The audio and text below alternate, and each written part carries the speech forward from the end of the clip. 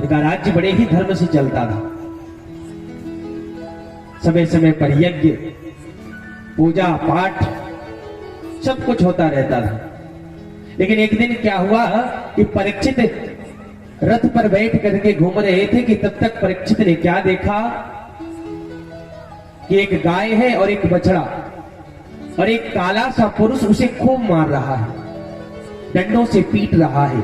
बछड़े के तो 3 पांव टूट चुके हैं, एक पांव से किसी तरह लंगड़ाता लंगड़ाता बेचारा उस गाय से कह रहा है कि मां, क्या भगवान के चले जाने के बाद हमारी यही दुर्दशा होगी? आखिर गोविंद इस धरा को छोड़ करके क्यों चले गए? उनको जरा हमारे बारे में तो कभी सोचना चाहिए था। उनके जाने के बाद हमारी ये दुर्दशा हो रही है। परीक्षित ने जब देखा कि मेरे राज्य में और वो भी गाय पर इतना अत्याचार हो, परीक्षित ने तुरंत खड़ग निकाला, तलवार निकाल करके पहुंच गए। परीक्षित ने कहा, ये दुष्ट, तुम्हारी हिम्मत कैसे हो गई कि मेरे राज्य में रहते हुए तुम इस तरह से अत्याचार करो? जैसे ही परीक्षित को देखा तो तुरंत जो है काला काला जो पुरुष था वह आकर के चरणों में गिर पड़ा, चरणों को पकड़ लिया। बोला, हे महाराज, मैं आपकी शरण में हूं, मैं जाऊं तो जाऊं कहां? परीक्षित ने कहा, तुम हो कौन ये तो बताओ, पहले अपना परिचय दो। इसने कहा, महाराज मैं कलयुग हूं और भगवान के जाने के बाद अब कलयुग ही आने वाला है। कलयुग में यही सब होगा, इसके अलावा और कुछ होने वाला नहीं है। मेरे अंदर यही सारे गुण भरे पड़े हैं। क्या क्या गुण है? बोले, मेरे राज्य में लोगों पर हिंसा होगी, मदिरा का खूब पान किया जाएगा, जितने सारे कुकर्म हैं वो इस कलयुग में ही होंगे।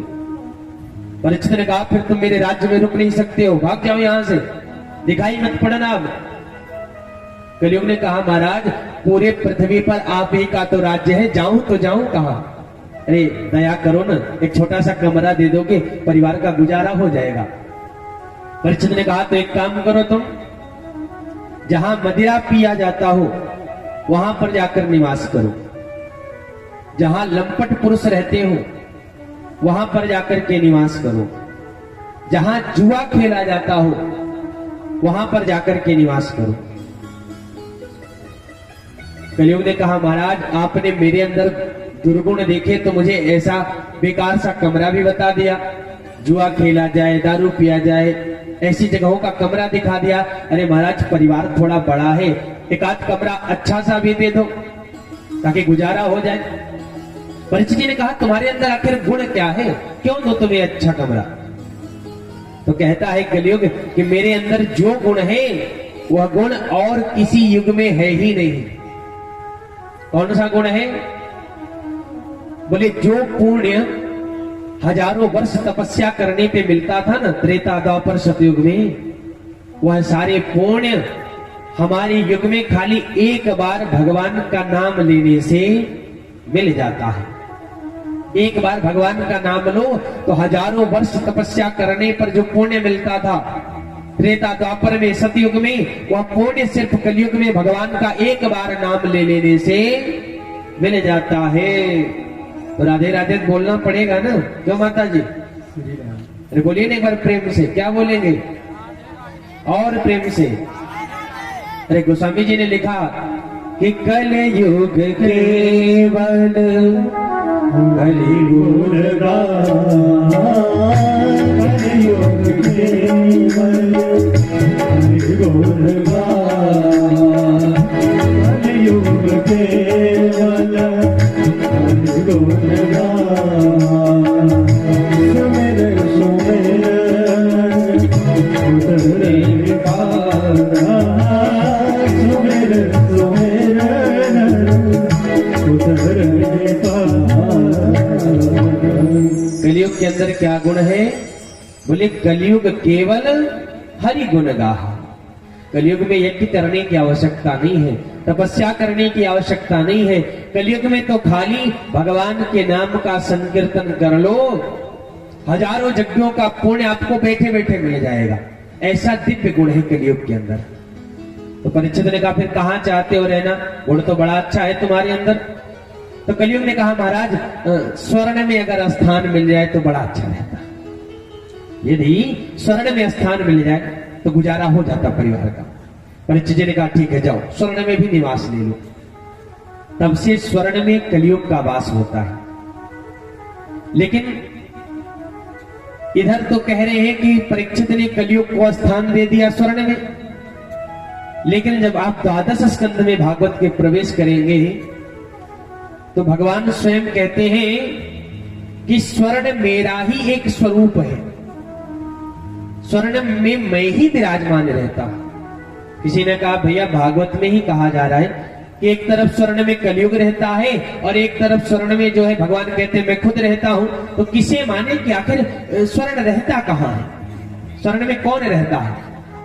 तो संत जन निदान करते हैं कि भैया जो अधर्म से कमाया हुआ स्वर्ण होता है ना, उसमें कलियुग का वास होता है, और जो धर्म से कमाया हुआ स्वर्ण है उसमें हमारे प्रभु गोविंद का वास होता है, हमारी कन्हैया का वास होता है।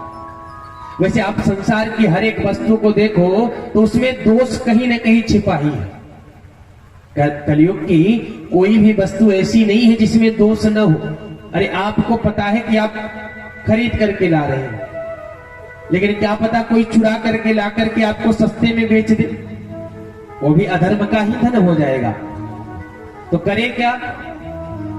बोले जब भी कुछ लेकर के आओ, चाहे जो लेकर के आओ, उसे एक काम करो पहले भगवान को समर्पित कर दो, और जो वस्तु भगवान को समर्पित हो जाती है वो तो प्रसाद बन जाती है।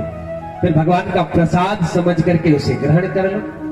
कुछ भी ले आओ, भोजन आप करो वो भी भगवान को निवेदित कर दो कि तुम ही निवेदित भोजन करें, तुम ही निवेदित भोजन करें, प्रभु प्रसाद भोजन धरे, प्रभु प्रसाद भोजन धरे।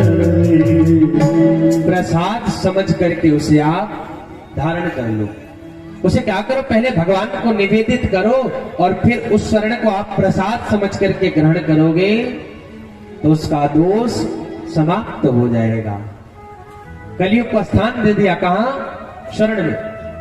और राजमहल में गए तो एक बड़ा सा बक्सा पड़ा था, खोल करके देखा तो जरासंध का मुकुट उसमें था, जो अधर्म से लाया हुआ था, युद्ध से लाया हुआ था। जरासंध के उस स्वर्ण के मुकुट को परीक्षित ने अपने मस्तक पर धारण किया, और धारण करते ही कलियुग उस मुकुट में प्रवेश कर गया। और कलियुग जब मुकुट में प्रवेश किया तो इनकी परीक्षित की बुद्धि बदल गई। बोले आज चलता हूं शिकार खेलने के लिए। अश्व को लेकर के शिकार पर निकल पड़े और बहुत दूर तक जंगल में घूमे। जब कोई शिकार नहीं मिला तो प्यास के मारे इनका गला सूख गया। तो पानी को ढूंढते ढूंढते जाएं तो जाएं कहां? पानी को ढूंढते ढूंढते समीक ऋषि के आश्रम पर पहुंचे। अब समीक ऋषि जो है समाधि में लीन थे, तपस्या कर रहे थे। इन्होंने देखा, बार बार चिल्लाया, महाराज मुझे जल पिलाओ, बहुत जोर की प्यास लगी है, महाराज मुझे जल पिलाओ, गला सूख रहा है मेरा। लेकिन समीक ऋषि जागृत अवस्था में रहे तब तो जल दे। लेकिन राजा को लगा, कलियुग सवार था, इनको लगा कि यह मुझे आता देख करके झूठी समाधि लगा करके बैठ गया है कि राजा आ रहा है, उसकी सेवा करनी पड़ेगी, अभी इसकी समाधि भंग करता हूं। तो तुरंत एक मरा सा सांप पड़ा था, उस सांप को राजा ने उठाया परीक्षित ने और समीक ऋषि के गले में डाल दिया।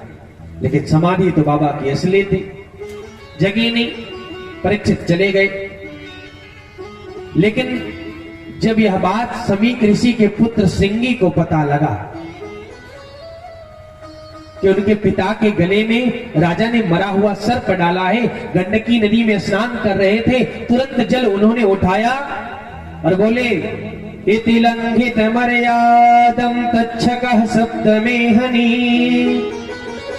दयच्छित्म कुलांगारम चोदितम में तद्रुहम।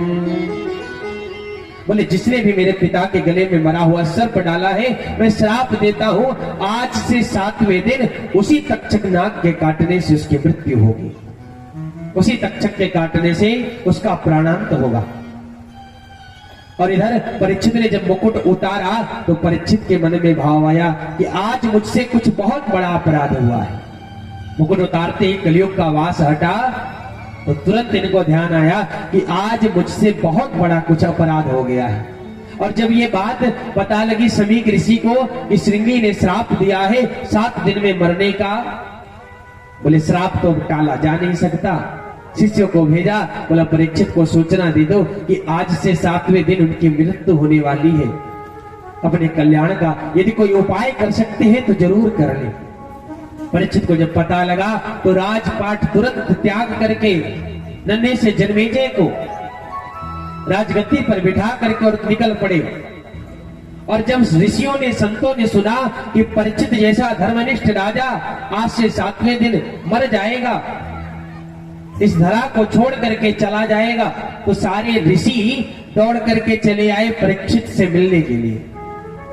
क्योंकि परीक्षित कोई साधारण राजा नहीं थे, बड़े धर्मनिष्ठ थे, ब्राह्मणों का बड़ा सम्मान करते थे। गंगा के किनारे परीक्षित खड़े हैं। परीक्षित ने हाथ जोड़ करके सभी ऋषियों से कहा कि महाराज यदि मैं पूरा जीवन घूमता ना, फिर भी आप सबका दर्शन नहीं कर पाता। आप सबने बड़ी कृपा की जो आप स्वयं चल करके आए और हमें अपना दर्शन प्रदान किया, यह आपकी बड़ी कृपा है। महाराज आज से 7वें दिन मेरी मृत्यु होनी है, मैं अपनी मुक्ति के लिए क्या उपाय करूं, क्या करूं जिससे मेरी मुक्ति हो जाए। सब ऋषि आपस में सोच ही रहे थे कि क्या बताया जाए, ऐसा कौन सा उपाय किया जाए कि 7 दिन में मुक्ति हो जाए। तभी क्या देखा कि एक 16 वर्षीय बालक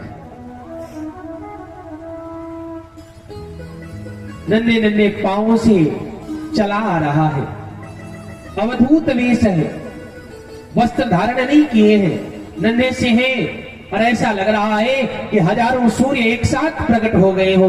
मंत्रों का मूर्तिमंत तेज गंगा के किनारे चला आ रहा है। व्यास जी लिखते हैं कि तत्रा भवद भगवान व्यास पुत्रो यदिच्छयागा मटमानपेक्ष